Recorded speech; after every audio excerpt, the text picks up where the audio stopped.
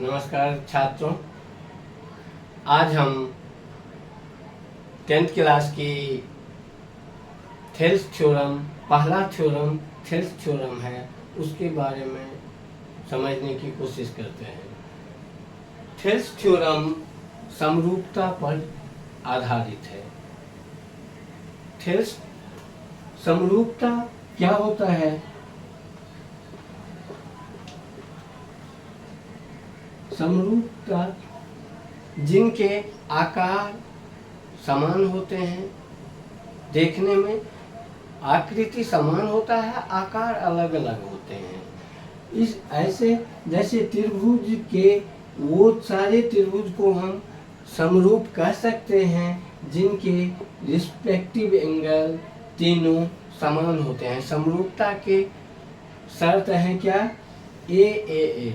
यदि दो त्रिभुजों में के अलग अलग त्रिभुजों में रिस्पेक्टिव एंगल समान रहेंगे तो ऐसे त्रिभुज को हम समरूप त्रिभुज कहते हैं। और समरूप चतुर्भुज भी होता है। जितने भी रेक्टेंगल हैं, स्क्वायर हैं, वो सारे समरूप हैं क्योंकि उनके सारे एंगल 90 डिग्री के होते हैं, एक समान होता है। और हमें त्रिभुज की समरूपता के बारे में जानना है। और जो समरूप त्रिभुज होते हैं उनके रिस्पेक्टिव भुजाओं का अनुपात समान होता है। जैसे ए, बी, सी और डी, ई, एफ त्रिभुज है। इसके ये 1, 2, ये 3 हैं, ये 4, 5, 6 हैं। तो ये दोनों त्रिभुज तभी समरूप कहलाएंगे जब एंगल 2 इक्वल टू होगा एंगल 4 के, एंगल 1 इक्वल होगा एंगल 5 के, एंगल 3 इक्वल होंगे एंगल 6 के। तो हम ऐसे त्रिभुज को समरूप कहेंगे। और ये समरूप त्रिभुज के बारे में सबसे पहले थेल्स बाबा ने इनका अध्ययन किया और इनके प्रमेय लिखा। क्या लिखा?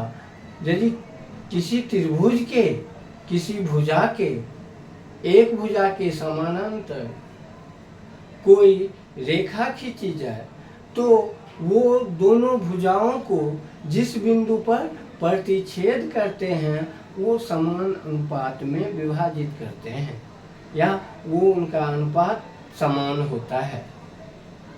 किसी त्रिभुज के किसी भुजा के समानांतर खींची जाने वाली रेखा शेष दो भुजाओं को जिस बिंदु पर प्रतिच्छेद करता है वह समान अनुपात में विभाजित करते हैं।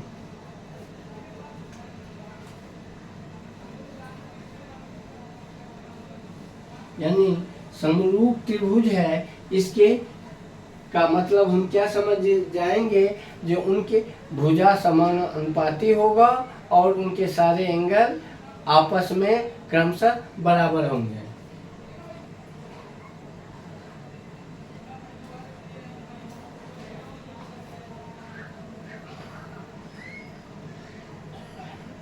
किसी त्रिभुज की किसी भुजा के समानांतर खींची जाने वाली सरल रेखा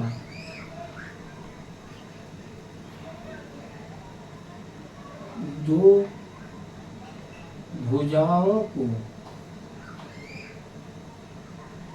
शेष दो भुजाओं को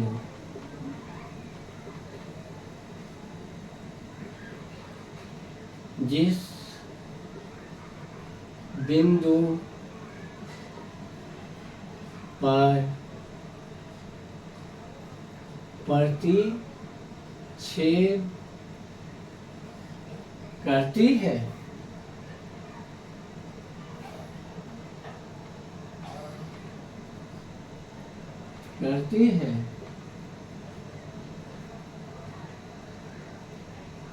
वह समान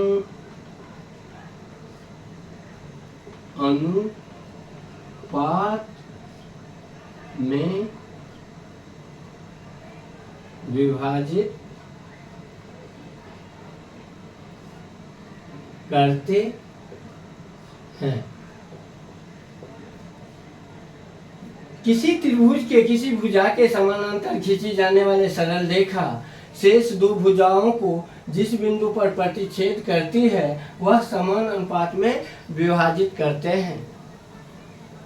यानी इसका कहने का मतलब ये हुआ, यदि ये ABC एक कोई ट्रायंगल है और BC भुजा के समानांतर हमने एक सरल रेखा DE खींच दिया, तो ये AD बट्टे DB बराबर होगा AE बट्टे AC। ये हमें साबित करने हैं। हम लिखेंगे यहाँ पे उत्पत्ति। माना कि ABC एक त्रिभुज है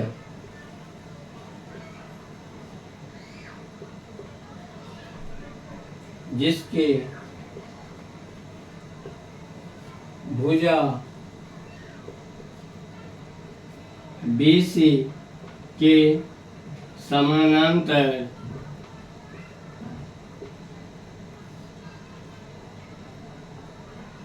DE रेखा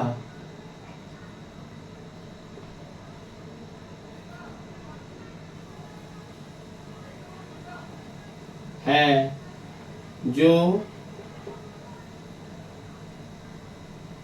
AB और AC को क्रमशः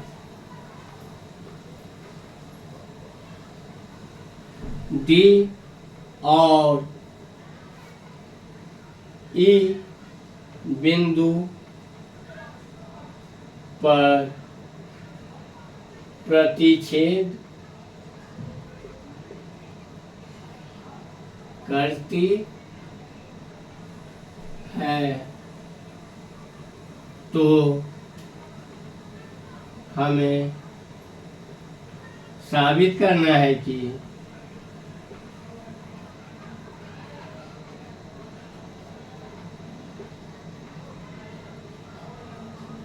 AD बट्टे DB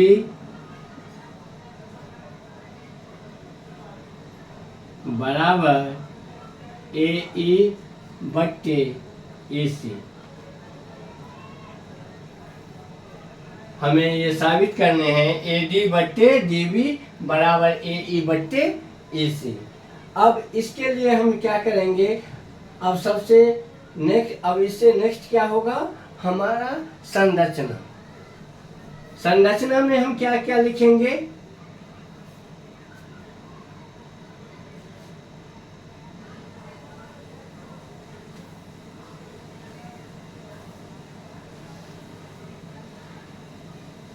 संरचना। संरचना में हम लिखेंगे जो B को E से और D को C से मिलाया, B को E से और D को C से मिलाया,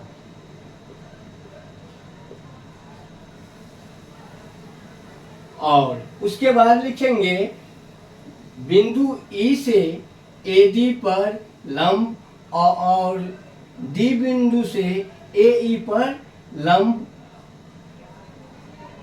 ये लंब MEM और ये DN। लंब डाला, मिलाया बिंदु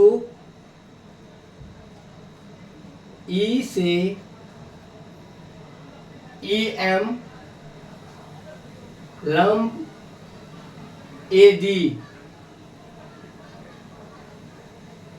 और बिंदु डी से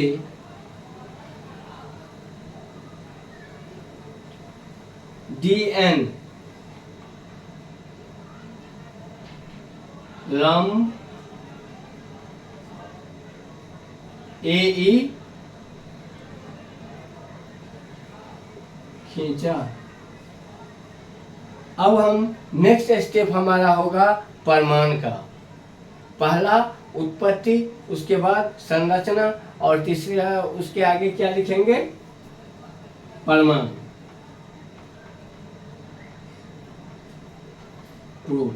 परमाणु में हम क्या लिखेंगे? सबसे पहले त्रिभुज ए डी ई का क्षेत्रफल।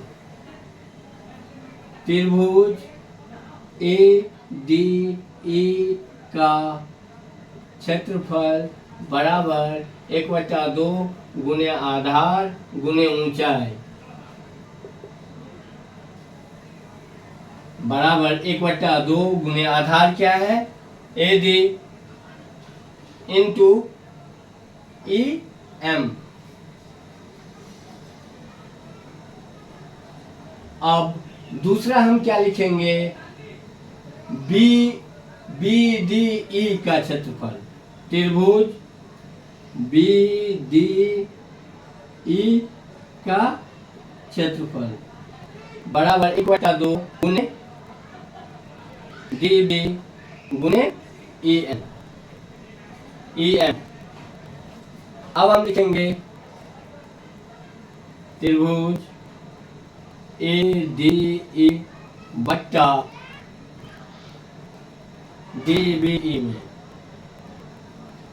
D B A D E बट्टे B D E area of A D E बट्टे एरिया ऑफ त्रिभुज बी डी ई। ये क्या होगा? 1/2 गुने ए डी गुने ई एम बट्टे 1/2 गुने डी बी गुने E M.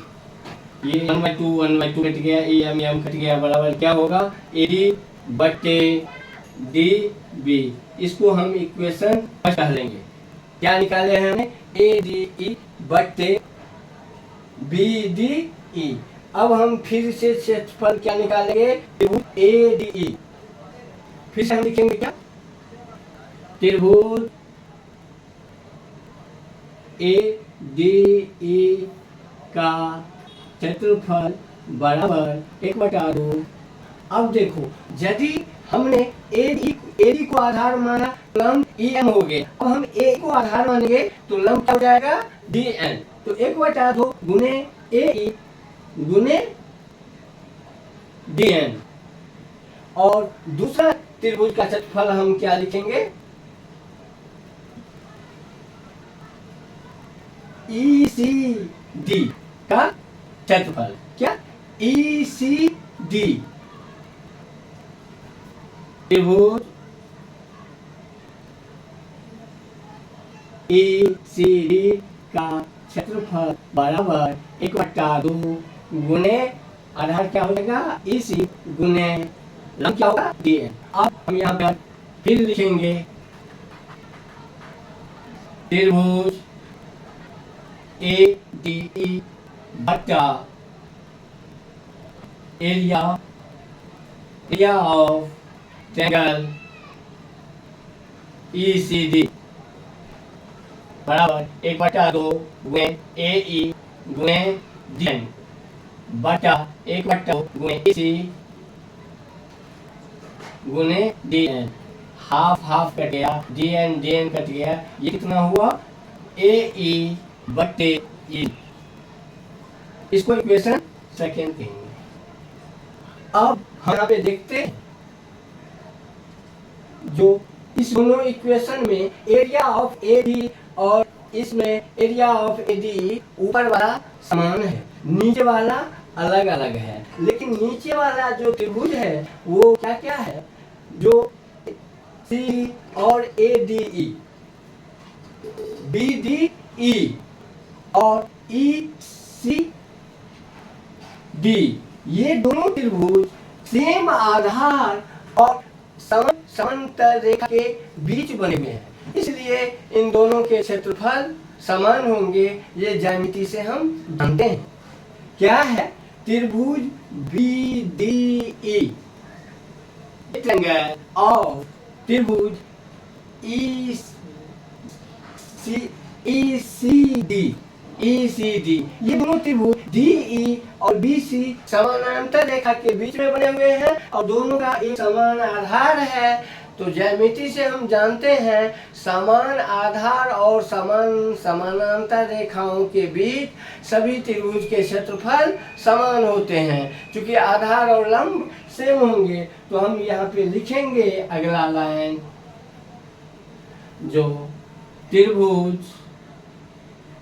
B D E और त्रिभुज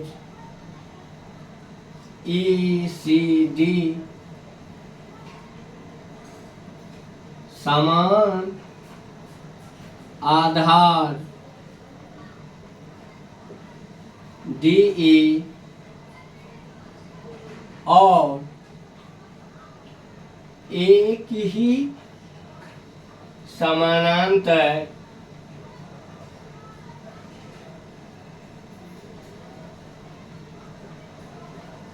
रेखा डी ई और बी सी के बीच बने हैं, इसलिए area of B D E बराबर area of E C D. अब ये देखो, जब इन दोनों के ऊपर वाले भी समान हैं तो और नीचे वाले का भी एरिया एक समान हो गया, तो इसका मतलब लेफ्ट हैंड साइड दोनों बराबर है, इसलिए राइट हैंड साइड भी बराबर होगा। अब हम यहाँ पे एक लाइन और लिख देंगे, क्या, जो अब ये दोनों का त्रिभुज ऊपर वाले दोनों में एडी, दोनों समीकरण में हम देख रहे हैं एडीई, और यहाँ पे भी क्या है, एडीई ही है, और नीचे में क्या है, यहाँ पे बीडीई है और यहाँ पे ईसीडी था। दोनों का एरिया हमने समान साबित कर दिया, एक बराबर है। तो अब जब दोनों नीचे वाले का क्षेत्रफल बराबर है, ऊपर में समान है, इसका मतलब लेफ्ट हैंड साइड दोनों तरफ बराबर है, तो राइट हैंड साइड भी दोनों आपस में बराबर होंगे। इसीलिए ए डी बट्टा डी बी बराबर ए ई बट्टे ए सी सत्यापित या प्रूव्ड, ऐसे लिख देंगे। यहां पे एक लेना, और क्या लिखेंगे, समान आधार और समान, यहाँ पे लिख दिया है समान आधार और समान, एक ही समांतर रेखा के बीच में समांतर। अब ये दोनों त्रिभुज के एरिया हमने सब समान साबित कर दिया। नीचे वाला लेफ्ट हैंड साइड यदि दोनों समीकरण के बराबर है तो राइट हैंड साइड भी समीकरण का बराबर होगा।